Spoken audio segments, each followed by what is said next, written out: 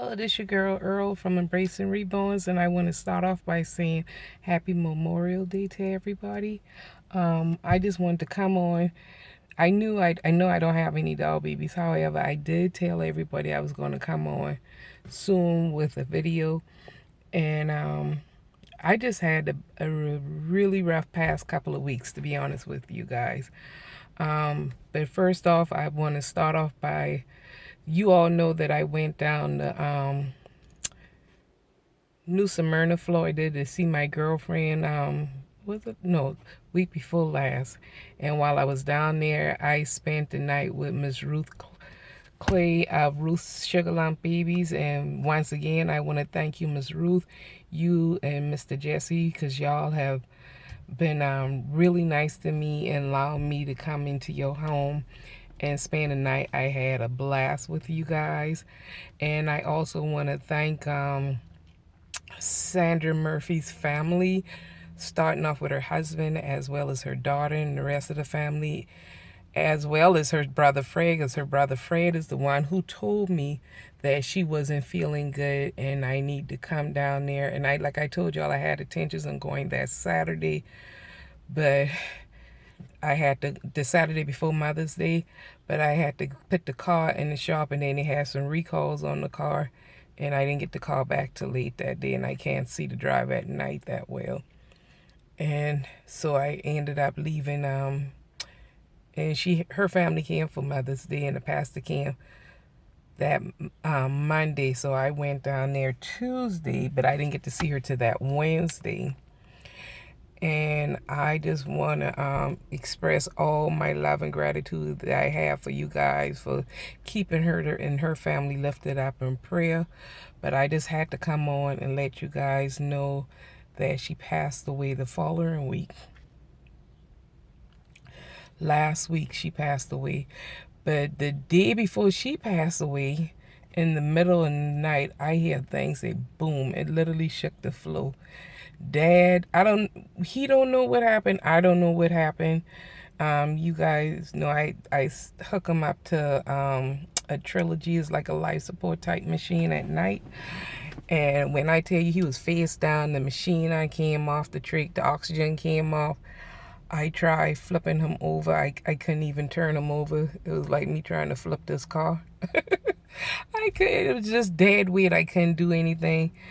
And Mom feel his hand. The hand was feeling cool. So she started getting hysterical. And I'm like, Mom, calm down. Because it usually be me the hysterical one. But I had to be strong enough for Mom. And I told her, and she's like, call 911. I wanted to go get the neighbor to help me try to get him up. Which, I told y'all years ago, me trying to catch Dad before when he fell, ripped my rotator cuff, and I had to have rotator cuff surgery. As well as I ended up with a frozen shoulder trying to baby the shoulder for so long prior to having the surgery. But Dad ended up in ICU. They admitted him right away because he was non-responsive when they got here. And I keep telling them, and everything they was doing to him, I knew already what to do. I just needed him turned over. And really, I could have did everything. And I tell him, well, I do nursing. I already been trained for all this stuff. And she goes and get the bag because we got the thing and was sitting right there behind the door where he fell at. And where you bag the trach and squeeze air into the lungs and stuff, but you put it through on top of the cap on the throat. And I had all that stuff, but like I said, I couldn't get him turned over. It was a really scary experience. But he's doing well. He's home now. But like I said, the day, and so I didn't even go out that day. I stayed all day home with Mom because they wouldn't let nobody come in the hospital. They said they just opened up the hospital. They only could have let one family member in. I went there. My husband came there. And I was going to get all of Daddy's personal belongings and then let my husband stay there with him so he can keep us updated. But they said if I go in, then my husband can't go in. And if something had, turned for the worse, I really would have preferred my mom being the one person that can go in. Because if I go in, she couldn't even come back to see him or anything like that. So it was just a mess. But we called and they kept us updated with him. And they got a lot of fluid off of him because he was in congestive heart failure as well. But, and he got an appointment later on this week. As a matter of fact, I need to make another appointment with him because they want him to see the lung doctor. But, and then after I came back with Ms. Ruth, I had 3 days with Auntie Shauna, and I had a blast with her as well. But when I told y'all I was so dragged and so exhausted, I mean, I got Happy Meals that I need to open. And I haven't opened anything. I haven't looked in none of the bags and stuff that I got. I don't know what's in nothing. We all going to find out on camera. But I just been so busy this past couple of weeks, and I just feel I had to come on and let y'all know what was going on. And then, like I said, the morning after I took Dad, the afternoon, and I had just dropped my aunt off home. And here I got and she just asked me how my friend been doing. But I just thank God I follow my mind, I follow my instincts. And when I got that call, I say, even though, you know, I know my parents at home weren't doing well, but I just felt I had to go. And I thank God every day for allowing me to be with her and make her laugh. She said, Earl, I needed that laugh. I gotta tell y'all about some of the jokes when we really had, and you know, y'all know me, I just say anything come to my neck. And you know, they are a Caucasian family, and like I said, I took care of her mom and her dad, and her husband could talk, but Earl, what are you doing coming up? Hey, who's this coming up my driveway? I say, who you think it is? And I said, move out the way, George. I said, y'all hear this? Said George could talk about what am I doing coming up his driveway? I said, I came in here to segregate this place. How about that? And she said, you know, Earl, you know you something else. And I even talk about how I feel. You know, I said, girl, now I feel in my age. I said, you know, before you always say, Earl, why did you act your age and not your shoe size? I said, but now I'm feeling it. In a few months, I'll be 50 years old. And I say, I tell you the truth. My legs, she said, Earl, stop talking all like you so old and everything. I said, how you mean I've been on this earth? I'm proud to say I've been on this earth a half a century. And she talking about, you need to stop all that. I said, now don't get it twisted. I said, I maybe start feeling it. I might can't drop it like it's hot, but I can still put it down like it's warm. Don't play with me. And she was so tickled. She said, see that Earl? She's so silly. She always can give you a good laugh. We laugh so much about so many things. And she even tell her grands and her child, she said, y'all see the Earl comes up here and blow a lot of smoke out her mouth all the time.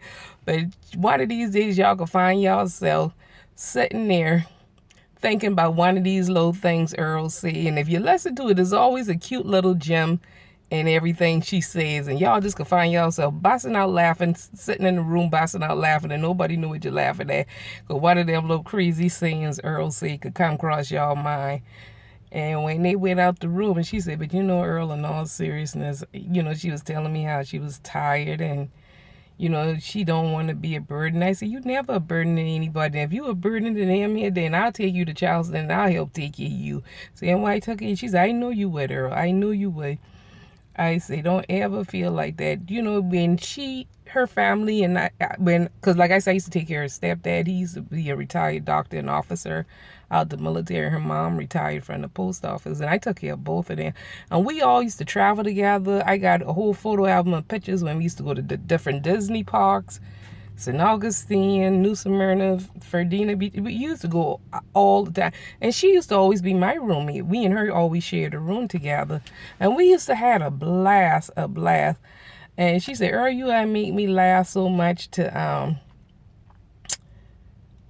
I hurting. And she had to take a pen poke. She said, George, I need a pen poke because I laugh so hard that I'm in pain. Laughing with her. She said, but Earl, you just don't know. I needed that. I really needed that. I said, saying I needed that too. I said, but why is you playing sick to get me all the way down here? She said, well, darn Earl, I've been trying to get you for the past 4 years, and you wait till I almost there before you come. And I said, now, saying, don't make me start crying. But I tell you the truth, there's so many wonderful things I can say about her and the family and stuff. I really had a good time with all them. They always made me felt like I was a part of the family. And it's just so sad to see her going. But I just wanted to let you guys know what I've been going through and what was going on and why I haven't been here on YouTube. But anyway, I ain't trying to dampen nobody. They just came on to express to y'all what was going on. But I hope you guys have a blessed day. And like I said, I will get around to coming on with the baby and doing some happy meals. But it's just like I said, I just don't never have a quiet time at the house or place in the house to do the videos because you know, they're always there, and it's just so noisy with the TV turning up so loud and everything. So we'll figure it out. But I just want to thank everybody for the meals and stuff. But I will open it on camera and share it with you guys. As well, I want to do a haul for the things that me and Auntie Shauna got when we were here. But anyway, this your girl Earl from Embracing Reborns. Happy Memorial Day. And as always, thanks for watching.